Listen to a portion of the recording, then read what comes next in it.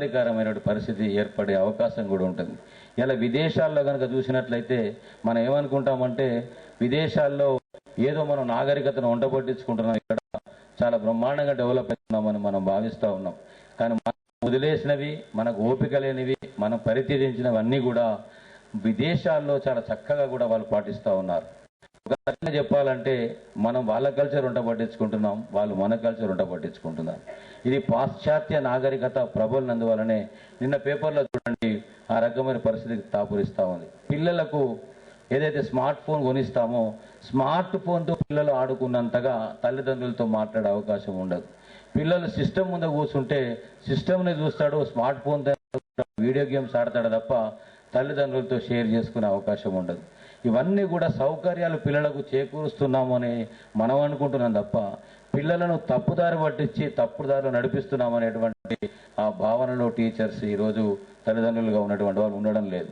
Teachers స్కూల్స్కి వచ్చిన తర్వాత పిల్లల దగ్గర ఉన్నటువంటి స్మార్ట్ ఫోను ఇంకో ఫోను పిల్లలు దగ్గర ఉన్నటువంటి టీచర్స్ తీసుకునే ప్రయత్నం చేస్తే అక్కడ ఉన్నటువంటి తల్లిదండ్రులు ఆ సమాజం కూడా మరి టీచర్నే ప్రశ్నించేటువంటి పరిస్థితి ఎదురవుతున్నటువంటి పరిస్థితి ఉంది. ఇలా పాఠశాలల్లో బయట ఉన్నటువంటి బడి బయట ఉన్నటువంటి యువకులు కూడా అరాచకంగా మరి బళ్ళల్లో చేరి టీచర్స్ పైన కూడా దాడులు చేస్తున్నటువంటి కల్చర్ డెవలప్ అవుతుంది.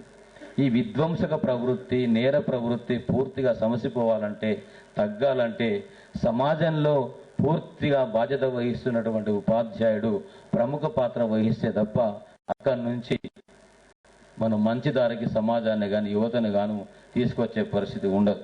ఇలా మనం అందరం అనుకున్నట్టుగా అందరి పోరాటాల ఫలితంగా సకల జనుల సబ్బండ వర్ణాల పోరాటాల ఫలితంగా సాధించుకున్న తెచ్చిపెట్టుకున్నటువంటి తెలంగాణ రాష్ట్రంలో తెలంగాణ ప్రభుత్వం బంగారు తెలంగాణ నిర్మాణం కోసం అడుగులేస్తున్నటువంటి పరిస్థితిలో ఉపాధ్యాయుడి పాత్ర ఎంతుంది, ఏముందని ప్రశ్నించినప్పుడు $1 మిలియన్ క్వశ్చన్గానే మిగిలిపోతుంది. నిన్నగాక మొన్న మరి ఏదైతే మిషన్ కాకతీయ ఆవిర్భావ సభలో మరి ఉపాధ్యాయుల యొక్క పాత్రను కొంత సంశయంగా భావించిన పరిస్థితిలో ఉపాధ్యాయుల యొక్క సహకారం లేనటువంటిది, ప్రభుత్వ పథకాలు సక్సెస్ విజయవంతం కాలేవు.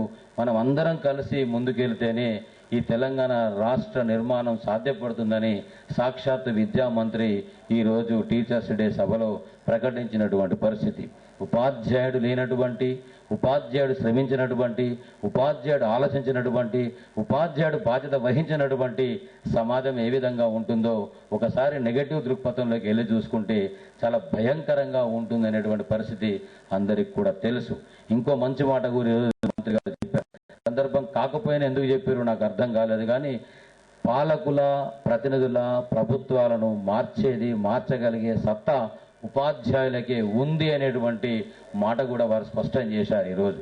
అంటే ఒక వయోజనుడిగా, ఒక ఓటు పక్క వెళ్ళినవాడిగా, ఒక సమాజ నిర్ణేతగా, నిర్మాతగా మనం ఎప్పుడైతే సవ్యమైనటువంటి దిశలో ఆలోచన చేస్తామో, మరి మంచి ఆలోచనతో మనం విచక్షణ జ్ఞానంతో ఆలోచించి ఎలాంటి ప్రభుత్వాలను, ఎలాంటి ప్రతినిధులను ఎన్నుకుంటామో అలాంటి పాలనే, అలాంటి ఫలితమే మనకు వస్తుందనేటువంటి దాంట్లో ఎలాంటి సందేహం లేదు.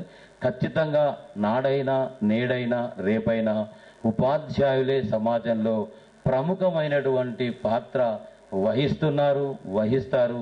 రేపు కూడా ఖచ్చితంగా ఆ సమాజం యొక్క నిర్మాణం కోసం ఈ తెలంగాణ రాష్ట్రం సాధించుకున్నది మంచి ఫలితాల కోసం, ప్రమాణాల కోసం, భవిష్యత్తు కోసం అనేటువంటిది రుజువు చేయడం కోసమే ఉపాధ్యాయులంతా కూడా పనిచేయాలనేటువంటి దిశగా ఆలోచిస్తున్నామని తెలియజేస్తూ ఈ చర్చా వేదికలో మరి ప్రభాకర్ గారు అన్నట్లుగా అనేక మంది వేదిక మీద ఉన్నారు.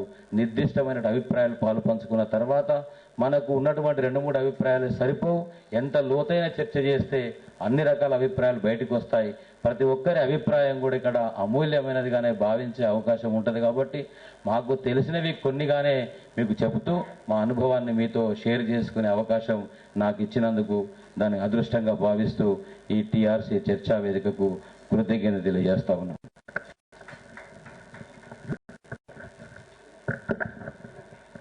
అన్న భుజంగరావు అన్న గారికి ధన్యవాదాలు. అన్ని రంగాల్లో ఉపాధ్యాయులు బాధ్యత వహించాల్సిన అవసరం ఉంది అని అది స్వీకరిస్తామని చెప్పి ప్రకటించినందుకు ధన్యవాదాలు అర్పిస్తూ ఇప్పుడు మిత్రులు గాజుల శ్రీధర్ గారిని చర్చలో